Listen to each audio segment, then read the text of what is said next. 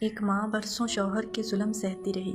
شوہر کبھی غصے میں ہاتھ اٹھاتا، کبھی سخت الفاظ سے دل توڑتا، مگر وہ ہر بار یہی کہتی، بچوں کی خاطر گھر بچانا ہے۔ بیٹی بڑی ہوئی تو ایک دن ماں کے پاس آ کر بولی، امی، اگر میرے شوہر نے مجھ پر ہاتھ اٹھایا تو کیا میں بھی آپ کی طرح خاموش رہوں؟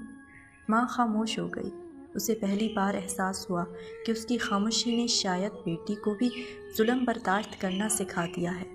اس نے بیٹی کا ہاتھ پکڑا اور کہا، بیٹی، صبر کا مطلب ظلم کو قبول کرنا نہیں۔ نکاح محبت، عزت اور سکون کا نام ہے، غلامی کا نہیں۔ اسلام عورت کو ظلم سہنے کا پابند نہیں کرتا۔ شوہر پر لازم ہے کہ بیوی کے ساتھ حسن سلوک کرے۔ اگر رشتہ مسلسل ظلم اور اذیت بن جائے اور اصلاح کی صورت نہ رہے تو شریعت نے عورت کے لیے علیحدگی کے راستے بھی رکھے ہیں۔